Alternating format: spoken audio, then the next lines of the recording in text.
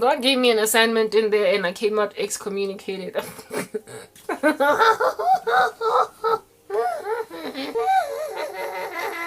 Anyway, I'm looking for my little tussment thing. As with you, anyway, yeah. I'm out just chilling in that joint. When I first arrived at that Karake, alright? Everybody was good peoples, like, they were okay. Their relationship looked okay. Hi, I'm Peter. This is, Cleo. They say her name was Cleo and his name was Peter. Hi, I'm Peter. This is Cleo, my wife. Hi, Peter. Nice to meet you, Cleo. Hi, what's up? And, the first time that I met Peter, he just appeared to be a happy-go-lucky sweet dude. But one thing that I certainly can vouch for, stand on a rock concerning Peter, was that he was very warm. And warm as in really warm. I don't know if it's because he really loved Jesus or what, but Peter, listen, I have always had a thing about hugs, okay? From guys, like back before I was born again. My ex-boyfriend, my first love, the thing that I absolutely adored about him, well, one of the things that I really liked about him were his hugs. Because they were squeezy tight and they were really warm. He was the first person that I ever hugged that I felt like, this is a hug. What? Like he would live almost like a Boeing constrictor. You would feel like the life force is coming out of you, but I kind of liked that. It was very, very, very, very, very warm. He had exceptionally warm hugs, this boyfriend of mine. And I remember first time that I got a hug from Peter thinking, this guy's hug reminds me of my ex-boyfriend's hugs. And I mean, dude, he was my ex-boyfriend. Peter was somebody's husband. Do you understand what I'm saying?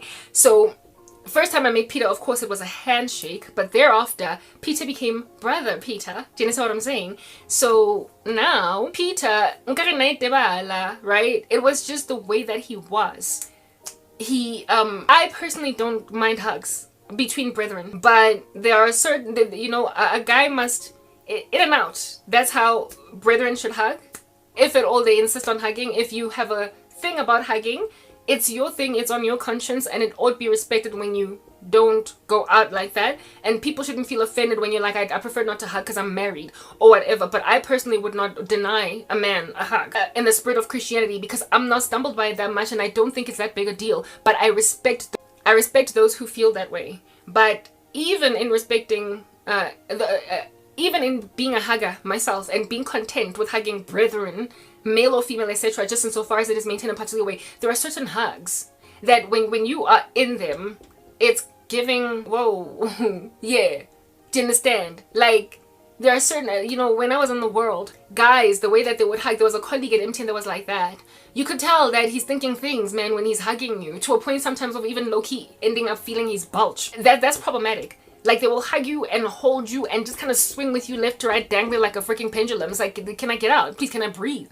I'm suffocating. When you're flirting with a guy and you hug like that, it's giving hint, hint, nudge, nudge. But then there is a hug. I had a friend that's one of my closest boys, my Benji Bumba, right? Every time we would meet, like, be in each other's company, arriving in school, class, whatnot, study groups, whatnot. Hey, bro, what's up? What's good? A hug, and then let go. Nobody ever felt like, oh my goodness, after that hug. Nobody felt flustered. It was just a hug. Yeah, but then there are people that you hug, and then after you get out of that hug, you can tell like a person is still out here looking at you some kind of way. The girl is still flirting. Everybody's still twirling on the spot. Like proper pheromones are being released. Like it's giving animal mating call. Like yeah, there are. All hugs are equal, but some hugs are more equal than others. Y'all know that's a thing, right? This guy's hugs were more equal than others. Like, they were. To a point of reminding me of an ex-boyfriend that I was particularly besotted with the hugs of because they were boyfriendy. They were very, very boyfriendy. And this ex of mine, I guess he did hug all the girls like that. But yeah, I would have had a problem with it if it all happened in front of me once we were dating.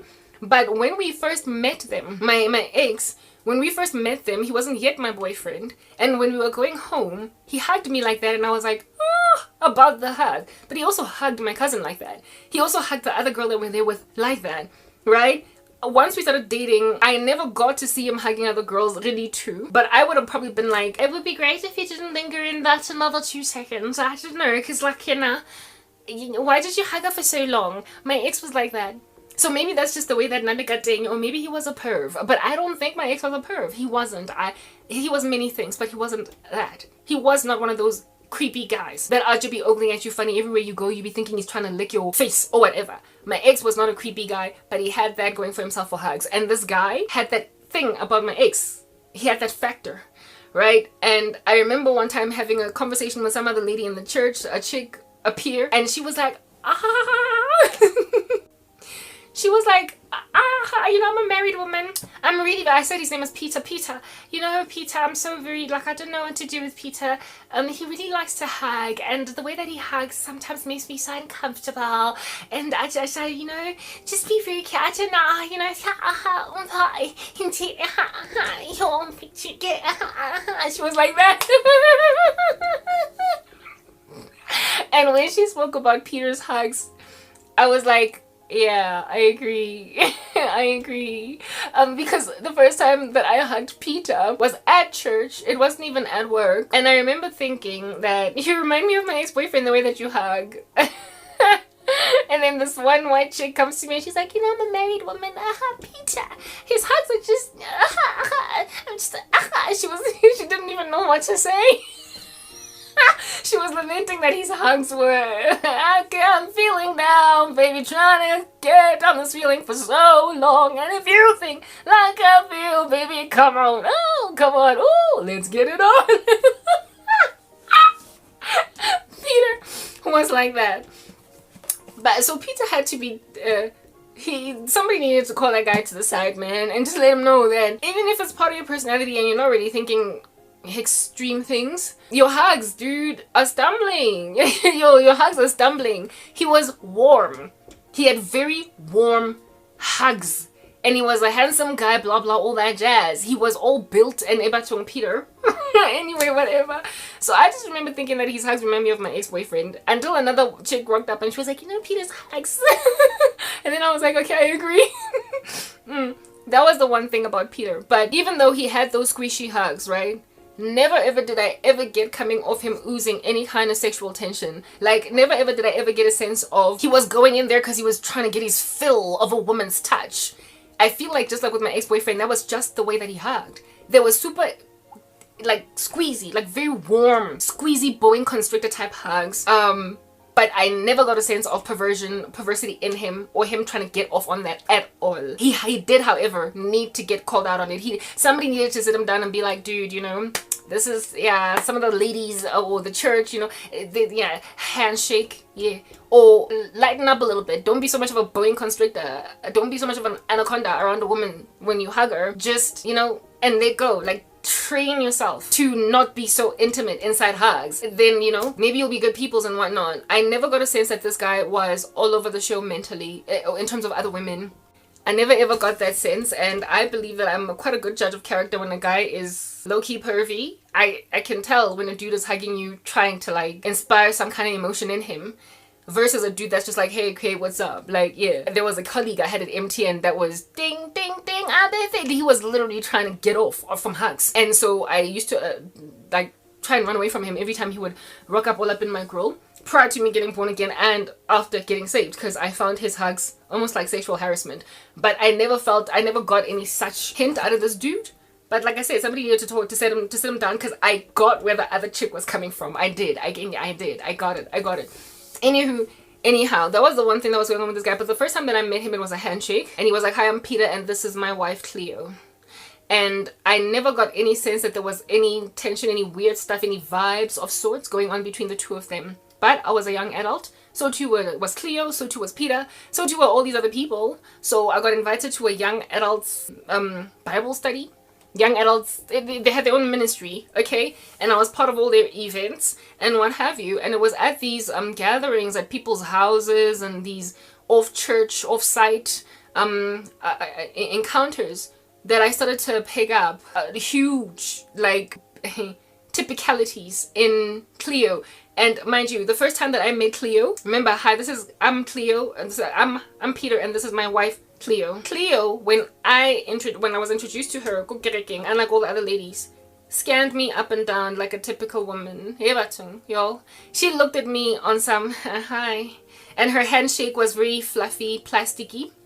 And every time I spoke to her, she wouldn't look me in the eye. She had that typical girl beef attitude thing. Like she was spawning with me. Now, a woman like that, hey man, when we get born again, we get a new heart, yo. A renewed spirit within. Heart of stone taken out, replaced with heart of flesh. We change. And all these ladies chilling in the church that still have girl beef with other women that are still spawning, don't have a sisterly love. Where's the Holy Spirit? Like, you were not transformed, yo. Our change. It's that basic. She wasn't saved. She was not saved. She couldn't have been. This chick was catty. She was like my aunt. I have an aunt that's a member of the Catholic Church, Rome. She's always in the church. Always fellowshipping with other sisters. Always front lines of food drives and clothes handing out, children's events, neighborhood always handing out the prit, the ball pen, bic, the rubber, the eraser, the buka tse dintšha for kids that don't have stationery. Yeah, lots of religious activity, yes, like it, but she is the bane of my mom's existence. She's got a beefing relationship with her sister that is my mom, and she is that aunt. Ole oporang bana, ole oporang everyone on all the moods. Like sometimes she's like, hey, and then next family function here, she has got vacillations and fluctuations in mood. And on top of that, she is extremely full of sabotage. She is also extremely unserving and caring and very competitive. And like I said, it's the bane of my, in particular, mom's existence. She's very competitive with her sister in particular. She has no fruit at all. There is no love, no joy, no peace, no gentleness, no kindness, no long-suffering, no self-control. But she loves church. And I spoke about people like that in my old video. And she's been in it for a very long time. Ever since I've known her, pretty much. She was the one that convinced my mom to take me to St. Matthew's Primary School. The Catholics tsa Roma. Ken o convince family hore kenyang bana ko dikolong tse type establishment thing. Yeah. And she's been in church every single Sunday, well, largely, for the past 40 years. For the past 41 years, 45. Basically as old as all of us are. Because I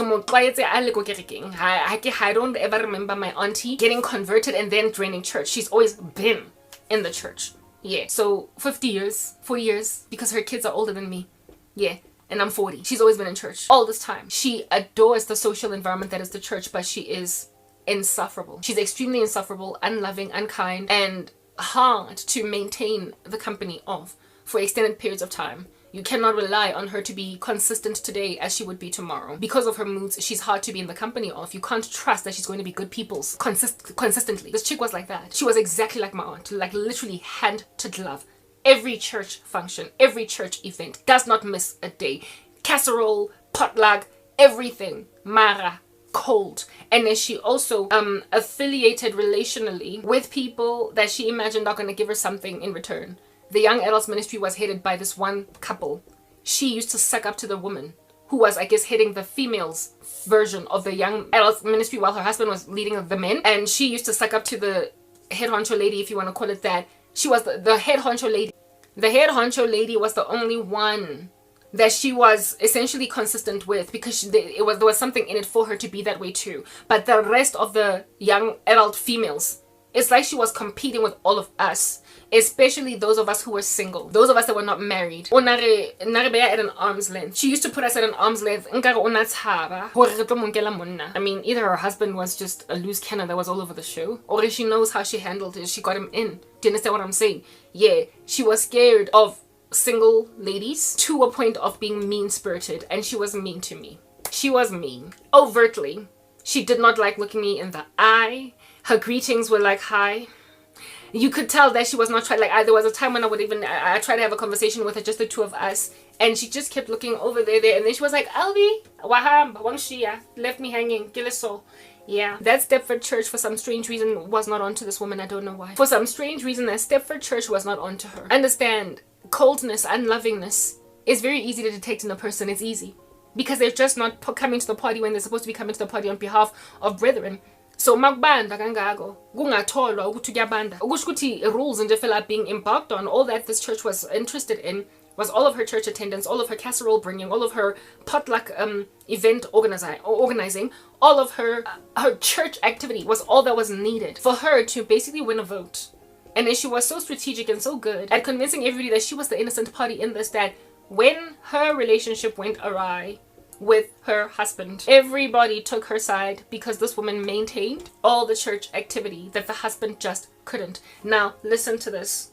When you are fighting with somebody at home and you're not in agreement, blah, blah, whatever, and this individual then, right, in the beginning of their issues, they had marital counseling in the church, and the church elders and whoever were counseling both of them in separate respects, and then together type establishment thing. This guy was essentially willing to do what it took to salvage their marriage, to recover. Basically, he followed rules. But this woman so reviled his name and so acted like he's the one that's awry and that's nonsense. And however, with her saying all of these things and him being in disagreement, he ended up getting really upset, angry at her lies, at her lies that was strangely hearkened to. Like, listen, the woman was the one that married into the church. The guy was the one that grew up in the church. This is why I said this was a Stepford church. This dude was there since he was 2 years old.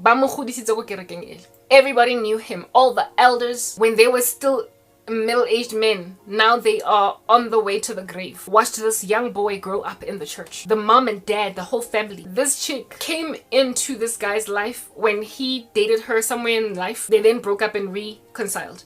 Essentially, she's the guest.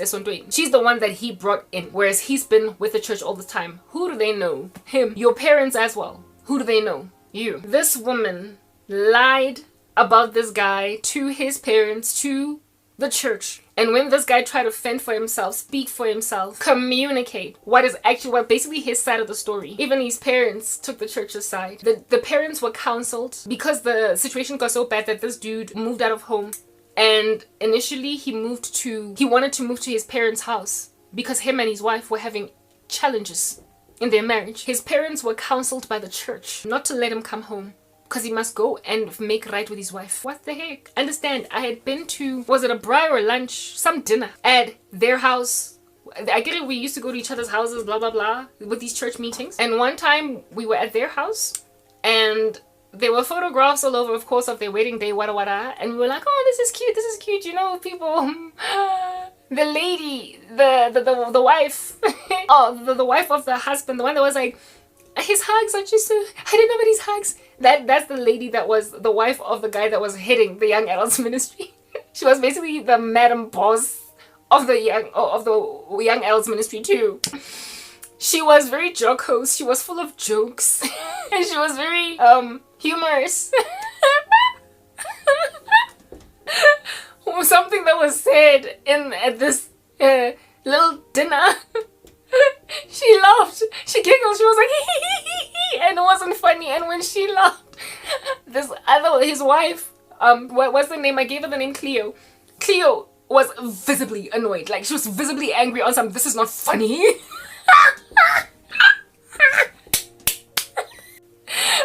The things that I've seen, guys. Anyway, essentially, this chick was really proud of her marriage.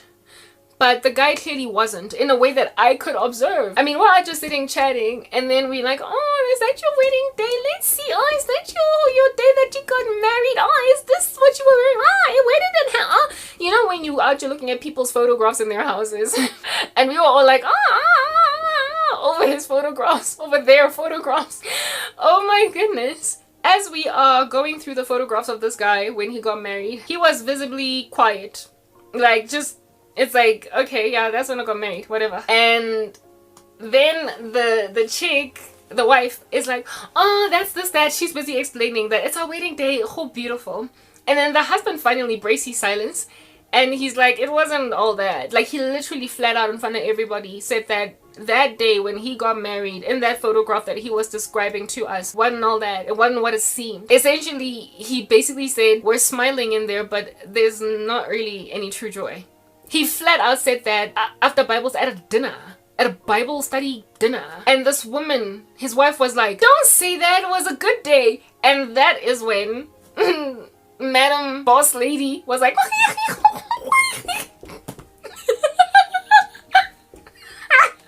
Madam Boss Lady laughs at the fact that the husband is like, it wasn't all that.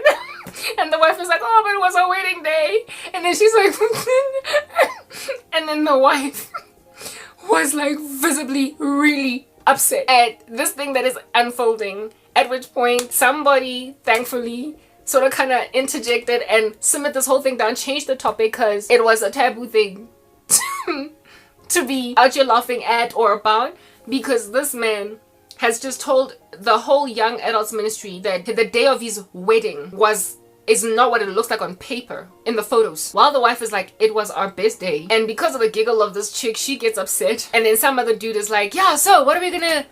And they just move on. On that day, that's when I realized this was before the issues with the church discipline would happen. And on that day, I was like, this marriage, I don't know what pot it was brewed in, but it was not brewed in a pot in heaven.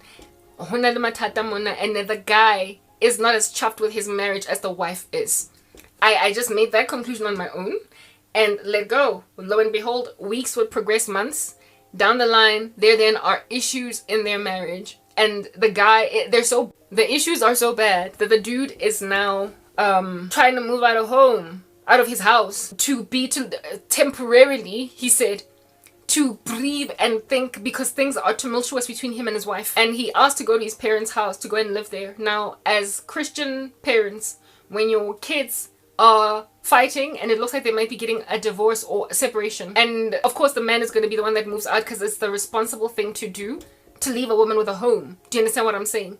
The guy's going to have to be the one that hustles out there in the streets for a place to stay. Would you, as a godly mom and dad, leave your son who is upset and who is out here steaming concerning his wife to go and find his own bachelor pad? Are you serious? Like Papa, he's trying to get out of a house with a woman with whom he's always fighting. And then he asks you, can I come home so I can breathe? Can I come home so I can breathe? This man, if he goes home to his Christian parents, the odds of him bringing some prostitute or some side chick, some basically just stuff that you can do that is a dalliance, a tryst, stuff that you can do to let steam, rebound activity, stuff that men do when they are in between women, it gets significantly reduced by this environment where there is stewardship over his soul. You can't expect a person that is brewing, a pot of steam is coming out of his head. He can't stay in the same room with a certain person. He needs to take stock. He needs to sit down and think. And he needs to be also given time to miss his wife. If that's what reconciliation is going to happen. He's not going to miss a woman that he's super upset with right now while living in the same house as her, sleeping on the couch. Let him go home so he can miss her. If at all you really want to foster reconciliation between these two, you need to let this man move somewhere where his soul can be stewarded. And his parents were Christian. They were members of the church. And his parents were told by our Stepford pastors, and there was a whole meeting held where I was part of it because it was a member meeting, church discipline. Apparently he had ignored the truth so very many times. One of the pastors came to my work to interview me because I'm a young adult too, and he also works at my company, to interview me, to ask me about his behavior. Ingati, this guy had committed a crime and the police are investigating, just interviewing random persons of interest. He came to my job to interview me. Hi, Karabo. I'm driving on 14th Avenue. I was wondering if I could see you. I come out. Parking lot yako empty. And I'm having a pastor interviewing me about well, he wasn't really my colleague, but he worked for MTN. And brother in Christ, I don't even think that guy was truly safe. I can't really tell you what's going on. Yeah, herein lies my pastor interviewing me, awkwardly asking me questions. So what do you think of his behavior? What's this? What's that? What's the other? Understand, this man, right? The church discipline happened. This chick and her husband were having at it. Remember, he's the one that started out in the church. He'd been there, pretty much never missed a single Sunday since he was literally in his mother's womb. And now he has gone weeks without coming to church because he can't be out here looking at this woman. He got so upset with his wife because of this. Because the church counseled his parents not to let him come back home. So he had to go and find somewhere to stay. The thought process behind them not letting him come back home was he must sort out issues with his wife. And this guy is highlighting the issues and she's highlighting the issues. The woman lies to the church about what's actually truly the nature of what's going down. The guy feels like he's not getting supported, right? They know him. He grew up under these pastors. They know him. This is his church. He brought this woman in, and yet they treated him like some derelict, irresponsible delinquent that's messing with his wife's heart, when the woman was the one that was introduced into the church. And it's not like they grew up It's not like this guy had a reputation in the come up when he was growing up of just dropping the ball and being a miscreant, a delinquent or whatnot. He was a good boy, and then he got married in the church and all that jazz. So there is nothing of this dude that would ever warrant why you would basically treat him like guilty before innocent. I could not understand the way they were treating this dude, especially considering that was his sonto, and his parents literally door slammed him because the church counseled his parents to not let him come back home. Here is a young man fighting with his wife with nowhere to stay. Where did he go? Of course, he found abode with a pagan friend because he could not find abode with godly friends, because all of his godly friends were where? With us in the church. And the church was also busy counseling him. He had an accountability partner that I believe belonged to another church. He could never ever, if at all, that accountability partner was not going to get into trouble with his own church, harbor him. So basically he ended up hanging out with a pagan friend, like a colleague or something with whom he was tight, or some dude that he'd known since high school, but he was an unbeliever. And when you are hanging out with unbelievers in the middle of a separation, unbelievers don't necessarily advocate for marriage. When they listen to your long stories about what your wife is doing, they're going to be like, I suga leave her, what did now bora. Hey dude, I know something that can get your mind off things. So this dude ended up going to worldly concerts. I think who came to the country? There was some international star from the US. He was there like a bear. Is it Coldplay or what? Some worldly concert happened and this dude was there like a bear, almost like Beyonce coming, and you can't wait to see no. I don't know what was going on in this dude, whether he had conviction of sin, but I could never, like as Karabo in 2025, hang out in Jefela at a worldly concert of somebody singing like Lizzo. Hey, yeah, imagine Lizzo actually coming to South Africa, and because I'm so really mad and I'm angry, and some friend is like, hey Karabo, Lizzo's coming to the country, or recently Chris Brown came. Hey Karabo, Chris Brown is in the country, and your husband is giving you lots of hell, girl, so come on, let's go let loose. Bese mina ngiyobloma. Let him bend it. You didn't want to bend it right now, baby. Go concerting at Chris Brown with like women are just stroking him up and down, lots of licentious dancing, people with their fire lighters, scream, yeah! Worldly. Yes, like it, but I mean, what are the odds that this guy did not get drunk? What are the odds that this guy did not take a woman home? What are the odds? Like, just father and father tarrying away from God. Father and father tarrying away from God. His parents didn't let him come, so some worldly friend let him come chill at his place while he's looking for a new apartment in the season of which he'd gone to a Chris Brown concert, Tanamount, okay, yeah, and listened to Chris Brown Ajia tell women, my man, who, bring it over to my place, and then goes home drinking beers with a pagan dude that's comforting him on some, I'm sorry boy, I'm sorry, you know how men comfort each other when they're in the world? Comforting him. And in the season of him attending these worldly concerts, doing all these things, is the information not coming to the church. I don't know how the church found out. I don't know how the wife found out, how people learned that he was at a pagan concert. But we learned, and it was communicated in like proper, how many church meetings were held about this guy? In total, I think 2 that I attended. And the last one was an excommunication of him. Yeah, he's been found going to worldly concerts, all across the church. This dude literally stopped coming to church Sunday after Sunday, but guess who kept coming with a little casserole and potlucks? The wife. She was actually acting like the victim. Sob story, my husband is not coming home. Top of that, I heard he was at a concert. And it was a worldly concert, it was so pagan. I'm sleeping alone in my bed. I don't know what to do. The house is so cold. I want my husband. I don't want a divorce. Oh, everything is just so bad. His parents support her. Everybody supports her. She's actually looking like a berated wife. His parents supported her, and she's looking like this man. Nobody can talk with him. Nobody can negotiate. There's no talking. But remember, in the beginning, he came to all these sessions. Somewhere along the way, the tables turned against him. He was clearly not being heard. He was looked at like he's some irresponsible derelict. They were taking the side of this woman, and then the worst thing ever happened, where it is that he was like, okay, look, we're fighting too much. I need a place to breathe. I need air. I need space. I need to think. Mom, Dad, can I come home while my wife and I figure out what we're gonna do with this? And the mom and the dad are like, no, you can't come to our house. Deal with your wife. He then lived with a pagan friend, the pagan friend of which takes him to a Chris Brown concert, Tanamount. And this information comes to the ears of the church. Somehow we find out that he was there, booty hopping. And that then eventually caused his excommunication, because he was basically labeled as this carnal thing that's losing his first love.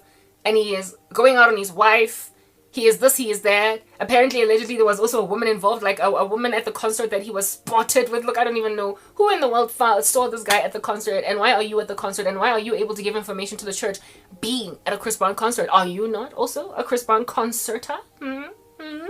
I don't know. But this information came to us. Obviously, this dude did not share this information. It happened to land on our laps. So he was being spied on like we are the CIA, and he is like Matt Damon or in Bourne Ultimatum or whatever. Yeah, I was shocked as to how quickly things moved from point 1 to point 10 in a short space of time. And because he did not come to these meetings where they were doing church discipline against him without listening to his side, with the wife, like I said, rocking up with her casseroles and everything, with everybody pampering her. Goodness, there came a time when this dude was not coming even to Bible studies, but the wife would pitch. The wife was at the Bible studies, he wasn't. She was actually looking so innocent, and in these Bible studies, he would get spoken of as, oh, I really don't know what's going on with Peter, hey? Like, he's just really messing up so much, and what have you. And then the issue came up again with his hugs. Peter's hugs. Even the way that he hugs, hey? Yeah, he was just painted to look like this really treacherous dude. Peter, of which worked in my company. So I remember there was a day when I bumped into him leaving turnstiles. I was exiting in phase 2. And then I see him and he's coming from his offices and what have you. And I'm walking with my colleague, right? Going wherever. And then I see Peter, and I'm like, and then Peter's like, Karabo, hey, and I'm like, hey, Peter, what not? And I hug him, he hugs me. Though that hug of his, okay, cool, sharp, whatever. Hug without Samaya. Peter, my colleague. After he leaves, because I wasn't leaving, he was the one that was leaving the office. I was still in there. After Samaya, Peter, my colleague is like, yo, he's so cute. Okay, she was an Indian girl, an Indian married woman. She was like, oh my goodness, he's so cute. And I was like, okay. Sure, he's married too, just like you. Just let me put that out there. Onyetse, and then my Indian colleague Onyetse that thought that Peter was cute looked at me and she was like, homewrecker. This chick, this friend of mine, sees me with this guy. I introduced them. Hi, this is my colleague. Cause her name was Carrie. This is my colleague Carrie. Carrie, this is Peter from my church. Oh, nice to meet you, goodbye. And then after he leaves, Carrie is like, oh my goodness, he's so cute. And I'm like, oh, I guess so. But he's married, just like you're married. Like, get yourself together. Like, breathe. And then she looks at me with like this ugly look on her face and she's like, homewrecker. I'm like, why the heck would you call me a homewrecker, dude? Like, why? Essentially, what my colleague was saying was that this guy has a crush on me, clearly, based on her observation, and I am humoring it by simply humoring his hugs. So I suppose his hugs are so stumbling that even women looking from the outside in can thoroughly think that I don't know, look, I don't think that dude had a crush on me, alright? But my colleague seemed to think that he had a crush on me and that I was humoring it, and then went on right ahead to call me a homewrecker. Because she thought he was cute, okay? Yeah. Whatever. This guy, that day when I bumped into him, go-officing, was maybe like a good month, just 1 month, before he got completely excommunicated from the church. So herein lies my question. I did not pick up any homewrecking tendencies in him over me. I don't think he was crushing on me. The hugs that he gave were of everybody. The other married lady actually was like, ooh, Peter's hugs. And I agreed to a certain extent with Peter's hugs because his hugs reminded me of my ex-boyfriend. But I didn't have a crush on him. There was nothing romantic or funny vibes going on between the two of us at all. Neither were there any vibes I was picking up between him and any other person, or any other woman in the Bible studies or at church. He was her husband, the woman that he was married to, and there was nothing fishy going on that I could pick up. But I guess disquieting, unfortunate thing maybe that was going on with Peter was that he was that warm with women that women, maybe just like in general, or not just women, just he was full of hugging. He was warm, he was full of hugging and what have you, but he was also a cute dude, alright? He was a handsome guy. Hey guys, like, yo, I can't do the math, alright? I literally cannot do the math as to what in the world happened with Upita over there. Maybe he was a victim of his own gorgeosity. His sister was fly. Look, they were a beautiful family, alright? He had a younger sister that was like more or less my age, and she was really beautiful. She was also married, right? In that family, but nothing that, I suppose sometimes when you look a certain way automatically people assume certain things about you. Look, I don't know, maybe that guy, you know, the curse of beauty. I think maybe that's what happened with him. I think that guy was cursed by his handsomeness and the fact that he just so happened to think that hugging women was okay. Angazi, look, there was nothing giving cheaty from that guy. I had a dream once, maybe 2 times. Ugh. I told you I had dreamt about his wife in a very nefarious capacity. And yeah, with some other women doing a strange thing, right? But I also had a dream of this guy following, like I don't know what the heck I was doing, basically looking into Jarataya, where he stays with his wife. And then I was in the bushes naked, barely dressed. And then he rocks up with a van and he's like, Karabo, I'll give you a lift to go home. And I'm like, no. I was just looking to see what's going on. I don't want a lift from you, especially considering I'm not dressed. And the dream ended. I could not understand what the heck was going on with that dream. It was a spiritual issue. It was some kind of... But look, what I think that dream was trying to show me was that that man was always in the wrong place at the wrong time. And this caused everybody to essentially mark him with a reputation of, you're messing with your wife. When in the dream, the house was oozing evil. There was a presence in there that was evil, and it was his wife. And this man came out into the garden where I was lurking, and he offered me a lift home because I was a stranded woman naked in the bushes and I clearly needed a lift home. He wasn't trying to sleep with me. He wasn't trying to do anything. He was just trying to take me home. So I think that maybe what that dream was showing me was that the thing that's catching this guy in a snare is the fact that he's married to a woman that is capitalizing on the fact that he is just really nice to women, that he tends to get found in a compromised position with. Even though he tends to get found in a compromised position with women, even though he's not doing anything with them. Like driving in some street, okay? And then you find some 21-year-old girl coming back from the club after her boyfriend ditched her there after they had a fight. And because she's wearing like a mini skirt and she's clearly cold and you are a decent guy and you realize that she's literally 5 seconds away from getting raped, you then offer her a lift home. You put a towel on her thighs and you give her your coat, drive her home, and then drop her off, and then wait for her to get inside the house, look and watch her getting inside the house, and then you drive off. You don't take her number, you don't do anything, but just by mere virtue of being a decent guy that's trying to ascertain that a young woman does not get, you know, usurped by some other nasty, gnarly pervert in the same terrain where you found her, rather than her get picked up by that guy, rather her get picked up by you and then you drop her off at home. She then is like, thank you so much, and like, I'm really grateful to you, you're such a good guy, and then goes home. But in the drive back home, he then gets photographed by a whole bunch of speeding ticket cameras that basically see his face, facial recognition, and next to him is sitting this 21-year-old scantily clad girl. And now he has got to explain when he is out here fighting traffic fines at the courthouse with his wife, and he's like trying to negotiate for them to reduce the how much he owes in fines. And then the magistrate shows him, this was you on the 21st of September. This was you on the 3rd of December. This was you. And the guy is like, and the wife is like, but who's this? Who's this? Who's this? And the dude is like, listen, it was some chick that looked like she was in trouble that I gave a lift back home. I dropped her off at home and I came like proper. He's telling the truth, but he finds himself at the wrong place at the wrong time with scantily clad women. In other words, with women that are of the world. Women balefati. My colleague thought he was cute so much that she accused me of an affair. So something of him essentially drew the wrong attention.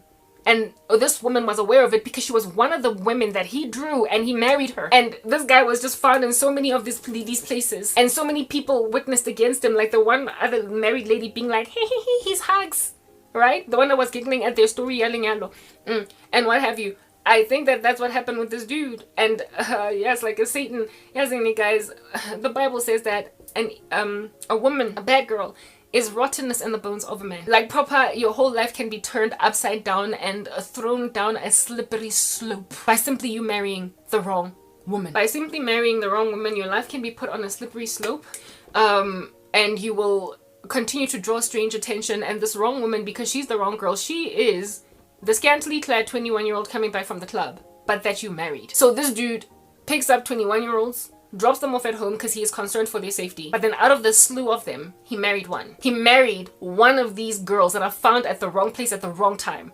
And if you are one of these women, if you are like that, if you are the kind of girl to be found just hovering around the streets of Johannesburg wearing a bum short at 2 a.m. in the morning, if you are that girl and a man of God marries you, this woman will be aware of who she is and how she landed a great guy in spite of being not the best of women. And so she will be at odds with every woman else. She will perpetually be insecure in the climate of women that could essentially have been better for this man. I told you that this woman did not like us single ladies. It was not just me, but other women that were not married, that were young, that this guy could potentially look at. She beefed with us badly because she knew that she did not make sense for a guy that was in Christ, but he lacked the discretion to realize that this woman didn't make sense. Apparently they dated when they were still in high school, broke up, and then reconciled. She was prepared to profess Christ on her tongue. Do you understand? She was prepared to profess Christ on her tongue, this chick, just so she could get married. She finally prospered to get him in a marriage. And I had once a dream where she was literally fellowshipping with a caucus of weird little strange women in the church that were feeding everybody cookies, essentially boloi. So umuvimbile, this guy, this chick kaboloi ke korobela, and the korobela had lasted. That's why this dude looked at his wedding pictures, and to him it was like, he properly vocalized it. He said that it was not that great on our wedding day, and yet this woman was like, it was the best day of my life. He was basically confessing that I was under a spell when I married this woman. But why would you be under a spell when you are serious, super consecrated, serious about the things of God? In and of himself, he was compromised.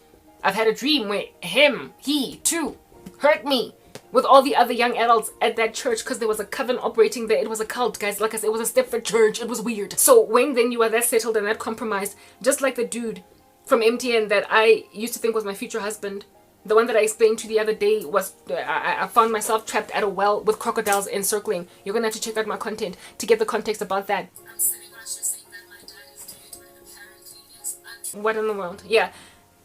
That's what's good. Okay, that dude, that dude married another him. Like, he was involved in witchcraft, and that's why he was trapped by a witchy lady. And that dude, I had a dream of him and men, like pretty much almost the whole young adults ministry. It's a long story. I'm not going to explain all the dreams. I've already explained them in my ministry. You're going to just go with my content to find these videos, guys. I've explained these things multiple times, where they buried me in some dingy, dark, ugly, like filthy toilets that were at a very far distance from where there was a door that they exited, and then they shut the door and locked me behind it. And he was among the people that locked me in that place.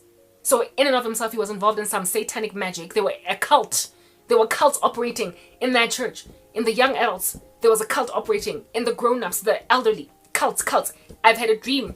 You know, these Knights of Templars meetings with these men wearing cloaks and like walking around looking like freaking Grim Reapers, alright? And then they're doing a ritual, and you see them like on YouTube when they say this is what the Illuminati looks like. Or little initiation rituals done by Skull and Bones at Yale University, etc. And they show you what more or less what happens in their little initiation rituals. You know how they emulate, how they not emulated, but how they acted out. You know how they acted out, yeah, with them wearing these cloaks and there's like gold all over them and red, and they basically look like little Grim Reapers walking around in a circle chanting. I've had a dream of the elderly, like as in abo makulu, abo mkulu, not abo makulu. It was just for men. Abo mkulu, abaningi nje bamalungu, a whole bunch of elderly white men, because it was largely a white church. All right, yeah, looking like Knight Templars doing a ritual, a ceremony over, listen to this, me. I was in the center of the circle and I was just looking around.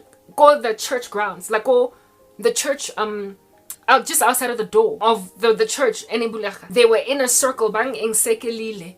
Illuminati gear, doing a ritual, and I was in the center. Why? What's going on? What's happening? What's happening? They ran cults. Like, that church was just evil. It was a Stepford church. And this young man was part of a cult. So when then he wanted to divorce his wife, he was a sacrificial lamb. He took the fall and was made to look like a miscreant and a buffoon in order for the church to look reasonable and sound, in order for the church to look like it does things the right way. So he basically got severed, he got cut. I don't know what has since happened with him and his wife, but that marriage was a sham from the get-go, because that woman was ungodly, but then again so was he. But to the eyes of the congregation, us, to the eyes of unsuspecting parishioners, he looked like a man that was undergoing church discipline, like he had it coming. And not everybody was in on the cult. There were people who were genuinely duped and deceived. I did tell you guys that in that church there was a an anomalous issue. It was inordinate in proportion to how it ought to be in normal spaces. There was an anomalous and an inordinate amount of infertility in the women. They could not have children, or they would conceive and miscarry a lot. And I once had a dream where I saw all of these babies thrown in dustbins. There was one woman in particular that I became a friend to, who was also partially part of the young adults ministry, but she wasn't trying to get down with us that much. Even though she was in 1983, she was 1 year older than me. She essentially qualified to be among us. But she didn't really like hanging out with us very much because, I mean, she had been through nonsense, right? She had had 1,000 miscarriages. She eventually adopted twins. And she told me a story. It was all sad, but ultimately, we adopted twin boys.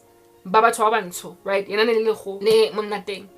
After she tells me her story and I'm all bereft, I'm sorry for her that she's had all these miscarriages. At least now she's got 2 sons, right? God blessed her with adoptive kids. I then get a dream where literally bana modi plasticking in refuse bags, bahai, mo dustbining, y'all. And over that bin standing was the lady that ran the young adults ministry from the women's side, the madam boss that was very humorous. She was looking gaunt, like basically sunk in her eyes, like looking like a ghost with a baby. She had a newborn baby, and by the time I left that church was hurt, she had just given birth to a baby girl. And when I had this dream, however, she was very heavily pregnant. She was yet to have the baby, and this woman was standing in front of this dustbin gaunt, holding her baby, while more dustbining, there were like several fetuses just thrown away, but hers lived. And I remember her vocalizing her concern during her pregnancy that, oh, the women in the church are also infertile. I'm so scared that I'm also going to suffer from infertility. And I was like, why would you be scared? You're a young, thriving woman. Not everybody's going to have the stench or the stink or the stain of infertility on them. You know, it's not, what's the word that I used? It's not contagious. Yeah, that's the word. I was like, yeah, the other women in the church are infertile, but that doesn't mean that you're going to be infertile too. That was before she conceived.